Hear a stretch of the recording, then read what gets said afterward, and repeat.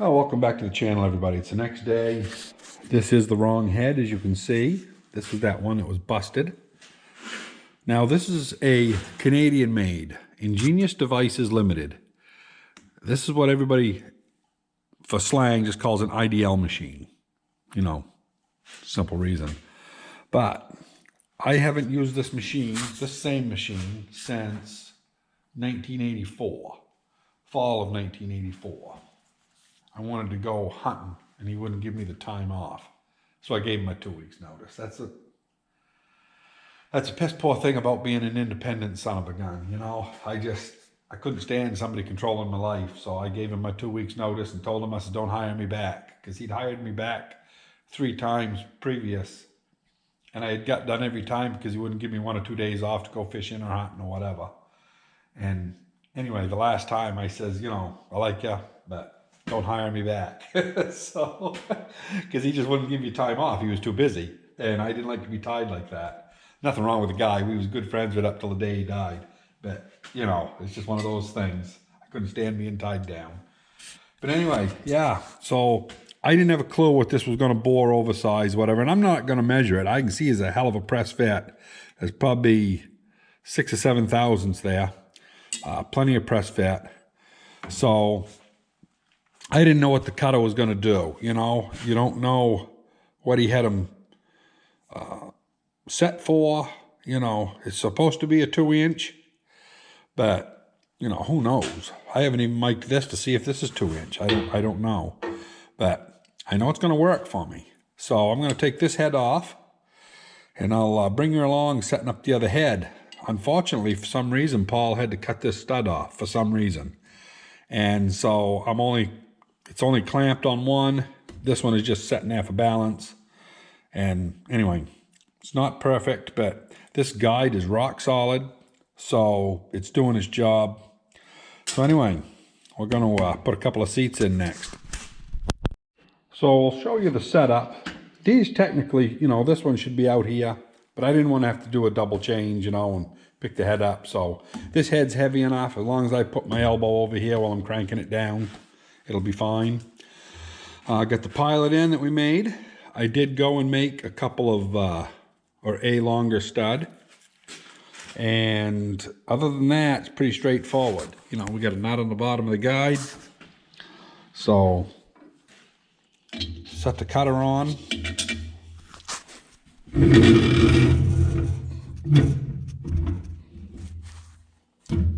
Get it about, you know, pretty much in the middle.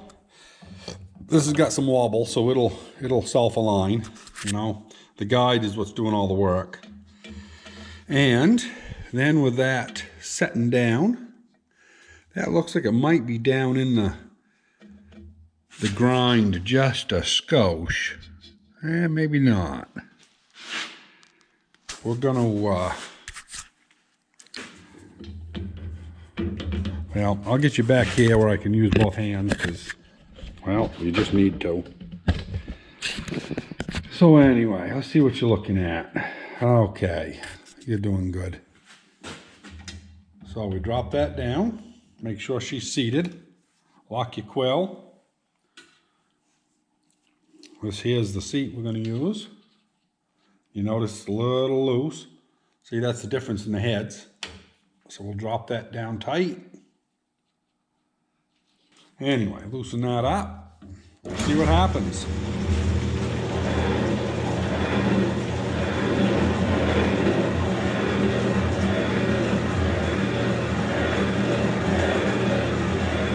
It's one of those jobs, you just let the machine go at its own pace. Don't hurry it.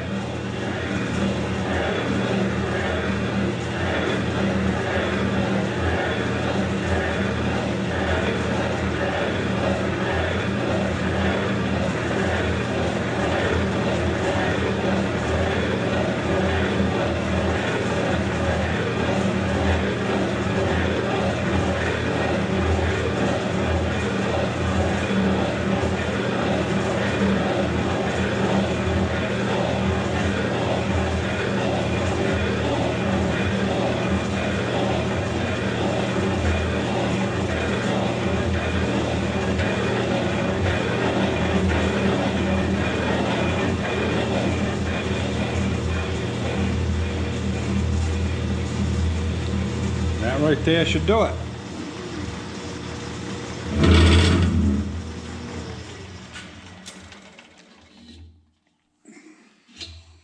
Get the air nozzle over here.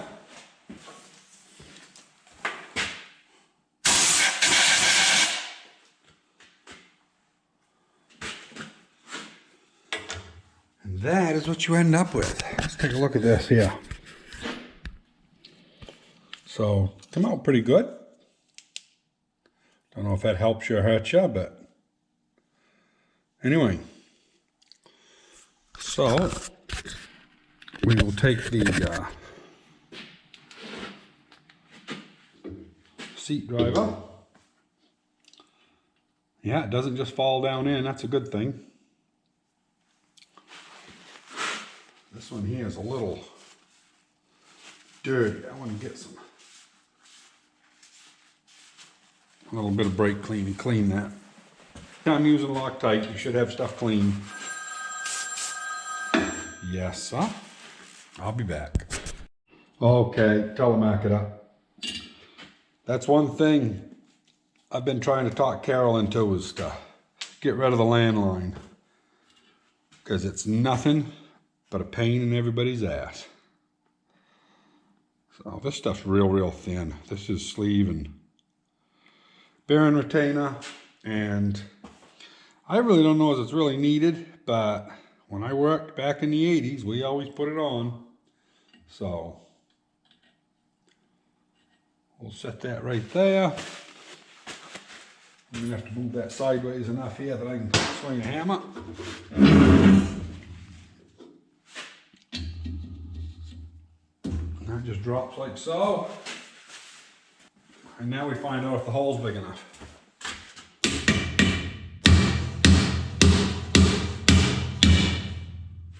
Definitely tight enough. That was tight. That will never move.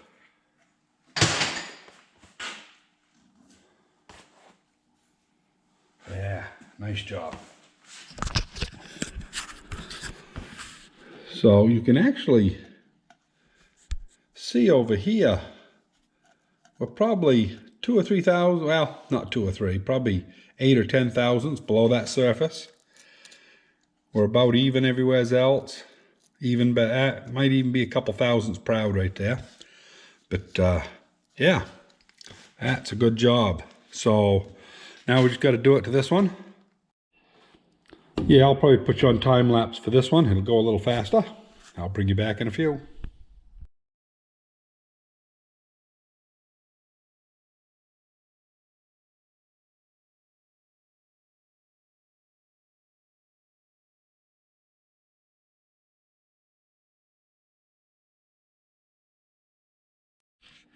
As you can probably see on the back there's not much left. Just about 0. But she'll go down and hit over here and stop.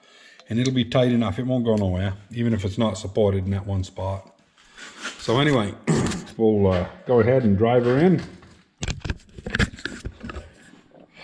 Just a little bit of juice on it after we clean it.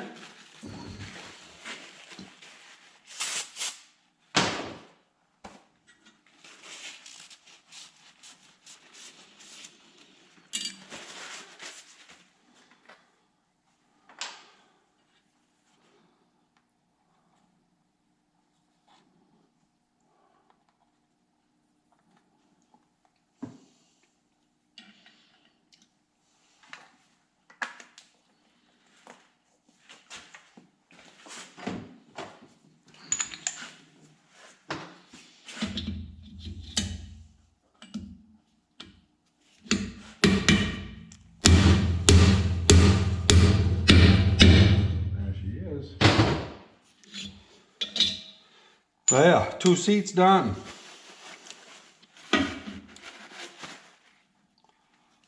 So, anyway, that's how that's done. So, I am going to set up and cut the seats. I'm going to get all the valve stuff done. And then we're going to go on over to the broach. Might even go to the milling machine instead. because I want to do the other side and I don't want to take the guides out. So I'm going to have to walk around all the guides with a end mill. This is so rusty, I don't even think you could get the cork gasket to seal on the back. So anyway, bring you back on the next project.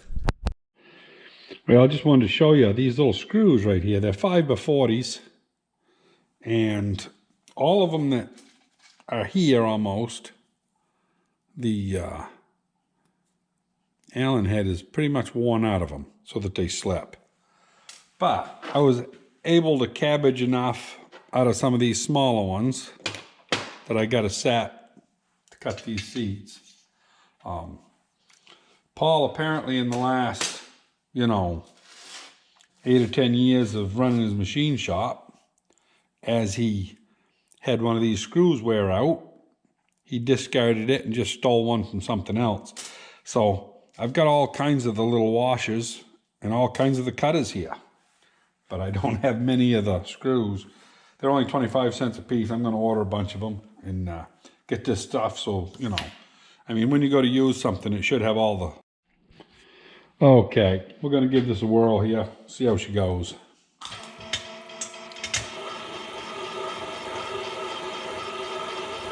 You don't have to push much on it, just kind of hold light pressure and let it do its thing.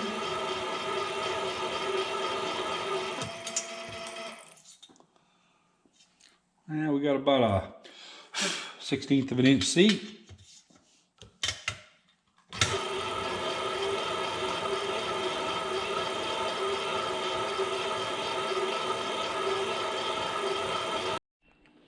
Anyway,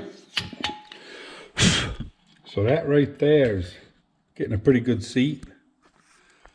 I'm gonna having trouble here. The GoPro keeps shutting off about every 10 to 15 seconds, which is a pain.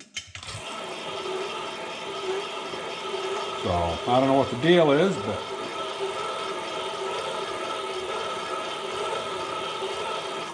I just took the battery out of it.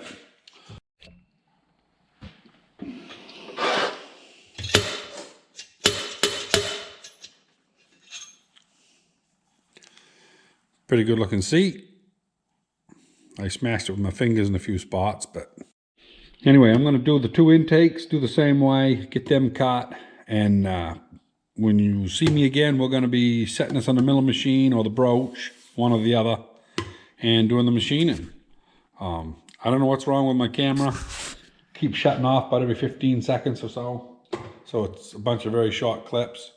But anyway, hopefully it straightens out, or I can go put a different battery in, see if that helps it. I don't know. So that's the intake seat, or valves, impression. You can see the 1 degree interference angle. It's hitting out on the outer point.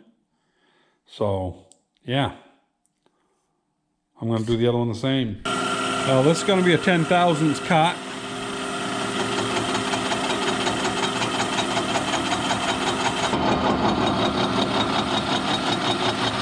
Doesn't look too bad. Probably still take another 10 though above this.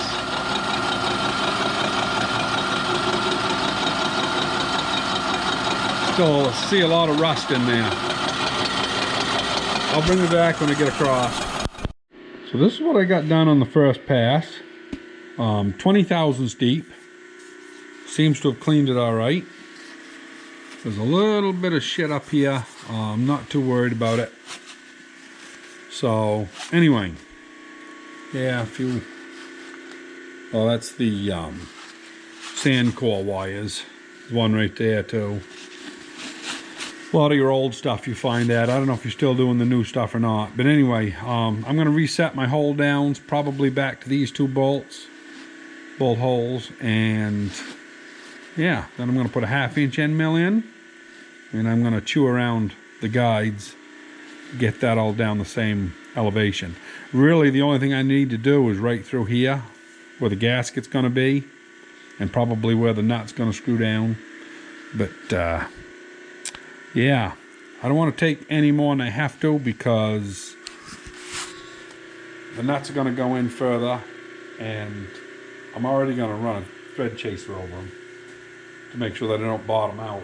But if you take too much. I'm hoping I can clean up this side here on 20, and well, we'll see what the other side does. Both sides are pretty nasty, and the other side's got to be better than this side. So trying to keep it under a 1/16 of an inch, which is 60 thousandths. So anyway, we'll see where we end up. I got 40 to work with on the other side. So we hit at 40 here, 39 over there. We'll go to the other end, see how far we're off. If we're within 5 thousandths, we're gonna run it. These blocks, there's 2 sets and there's 15 thousandths difference between them.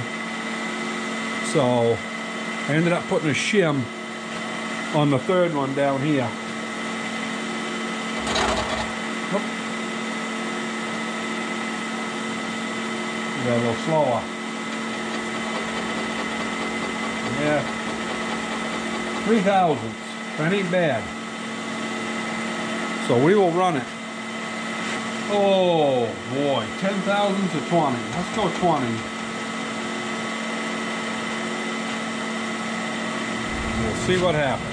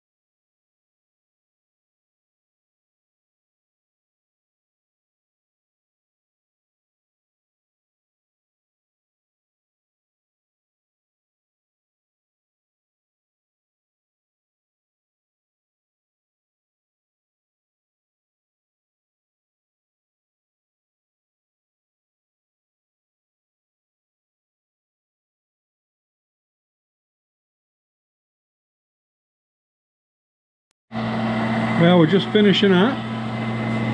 Looks nice. I didn't actually think it was going to clean this easy, but it's 20 thousandths. These lines you can't feel with your fingers, so just finishing up that pass I said I wasn't going to do. Oh, that's much better. Did away with that feeling. Come over and just kissed it, so I like that a lot better. So now the only thing I got left to do is this manifold side, and I'll get something figured out. I'll bring you back.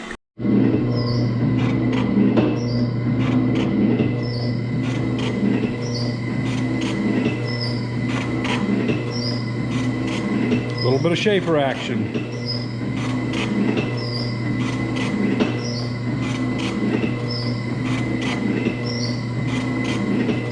I don't know if I got enough stroke to go all the way to the bottom of the manifold area or not.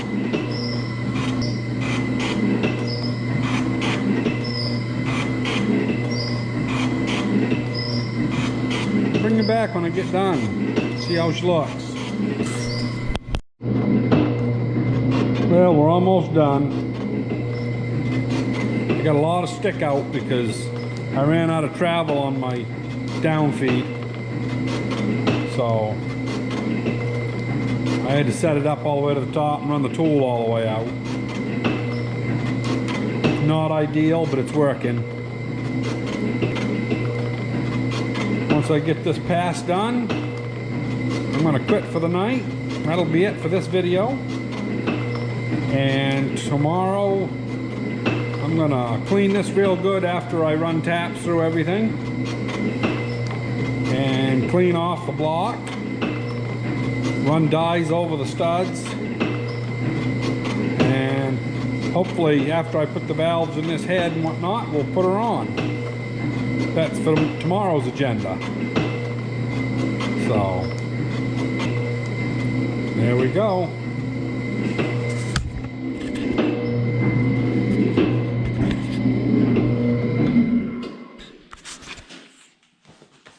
Oh yeah. Well, I'll back this up a little bit. Crank this up. Take a look. A lot of hand feeding. The automatic feed is missing a lot of the pieces. And of course, this thing being, you know, $18.95 or so, pretty hard work to find the pieces. I haven't actually tried, but it works fine without them. I'm all good with it, you know. There we go. Pick that up where it don't hang down so much, so when I get it off, I don't stave up my hand. Yeah. So, that is what we got. These little tiny lines are where I moved it by mistake a little too much. I'll probably just take a flat file and just go over it once, and it'll just take them few little high spots off. Not that they wouldn't probably go right into the gasket, but anyway, that's all of the faces that need to be done on that head. So, pretty happy with that. Anyway, that's going to be it for today, everybody. Take care. We'll see you on the next one. Keep safe.